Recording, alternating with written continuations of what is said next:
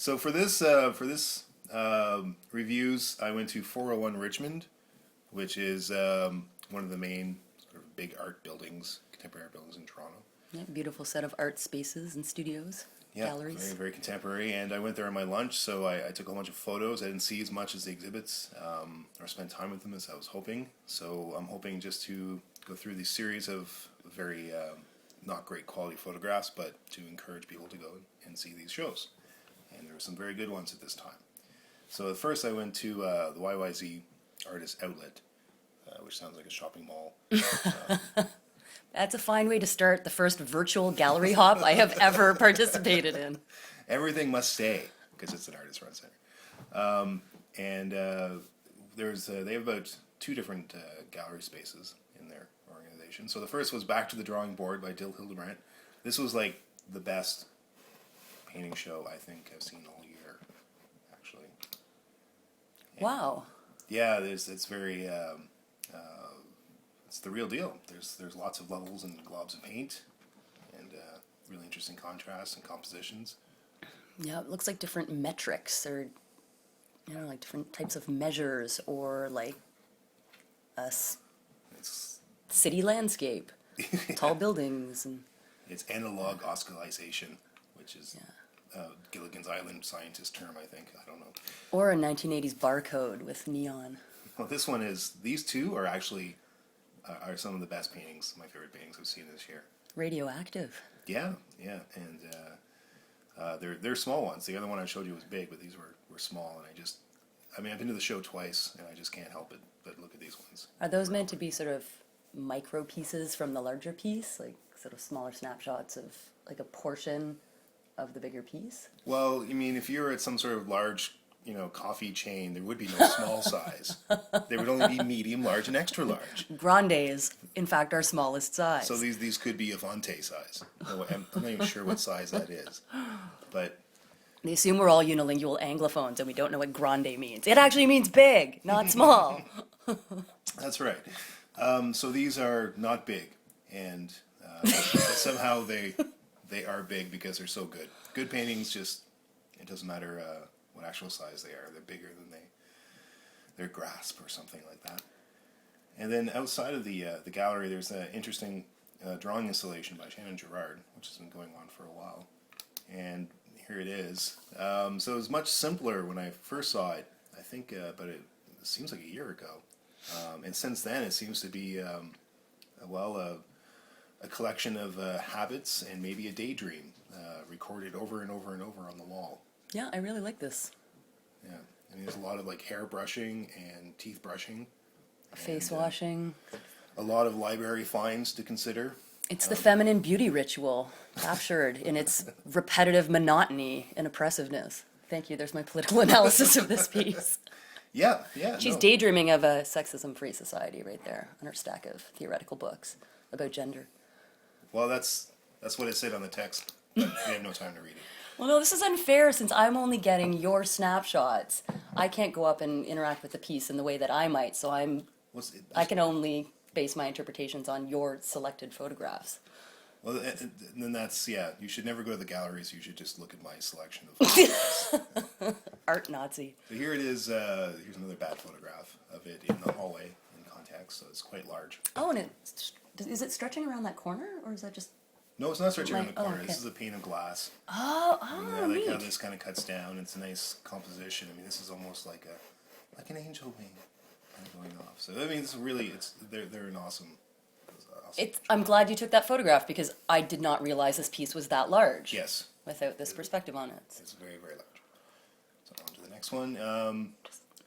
Ted Rettig and Sharon Cook, and this is at Wynick Tuck Gallery. This is one of the older, more established contemporary galleries.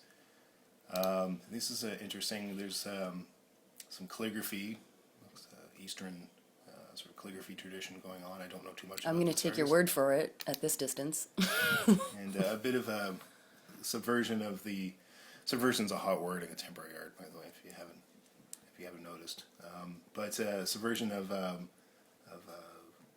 sort of traditional... Japanese painting. Yeah, traditional... a certain type of traditional painting. And I don't know, I kind of like to think they're like ponder this like as reflecting pools, or some sort of tie-in with that.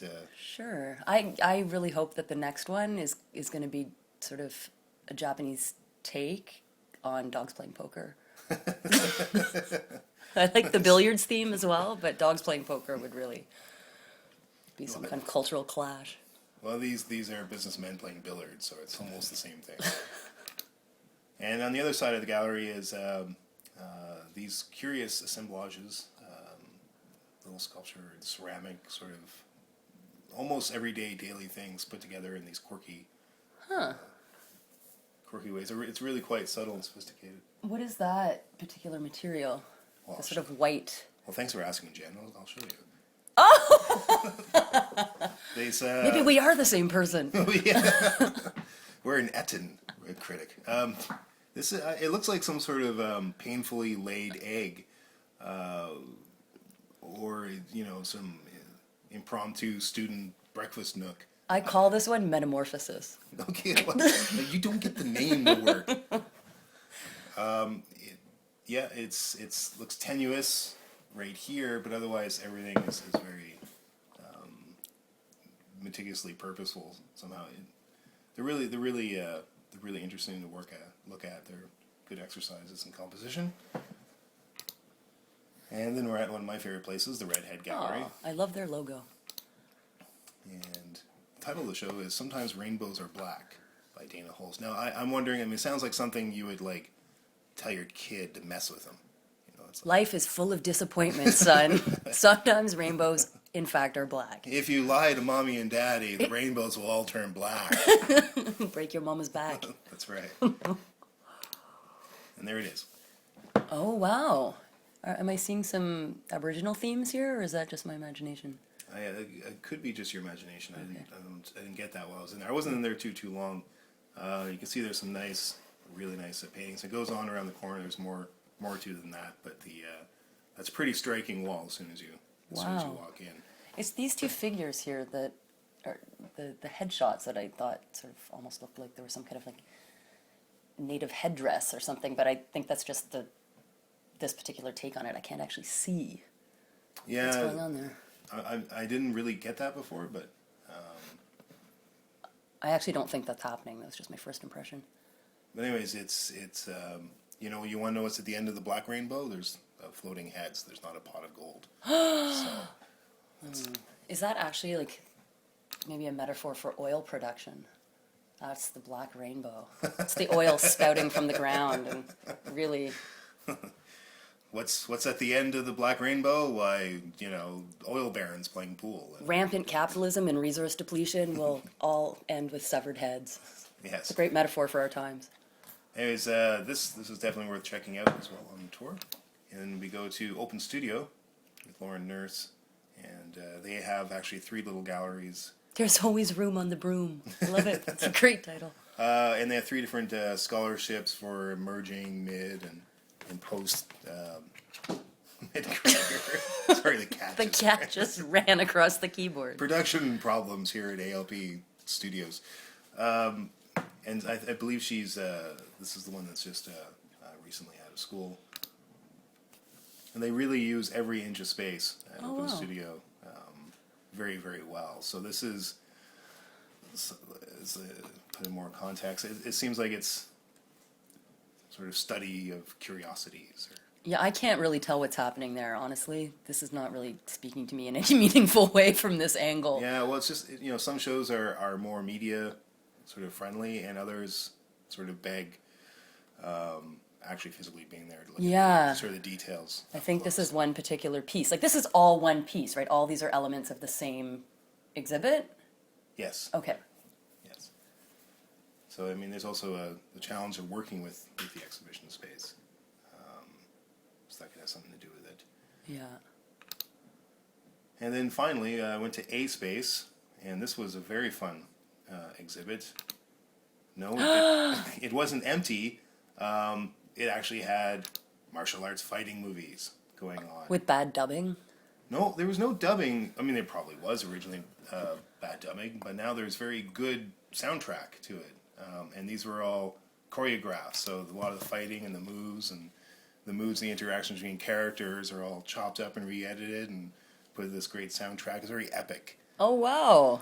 Lots of... So they worked with film that had already been made. Yeah, Okay. apparently this was film that was found at a gallery that was closing down. So it was going to be destroyed. And then I guess this show came together by reusing that footage.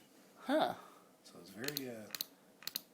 was very fun. There's another little gallery space just off to the left of this. I didn't have time to go see it, but you can. Is this exhibit still happening? This exhibit is still happening. This is definitely one that you need to see Yes, till December 11th. in person. And back to the YYZ Artist Outlet. Superheroes of the Fourth Floor by Annie Dunning. Another great name. A great title. I feel like I would get more out of this if I was a Smurf. You need to be 3 apples tall in order to qualify to enter this exhibit. Yes, I need...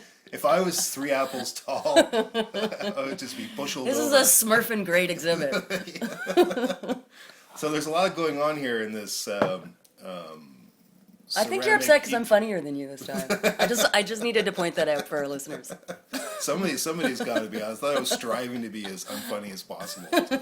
That's beta test 1, That's Chris. beta test 1. This is a ceramic ecosystem going on here. Oh, wow. I don't know too much about the show, but there was a lot to see, obviously. Or what look like rugs, little throw rugs on the floor. Is that all made out of ceramic as well? These pieces here? No. Oh, okay. No, that's why it's a diverse ceramic ecosystem. Much of it With is some not felt. ceramic. There's drawings, there's... Textiles. Yeah.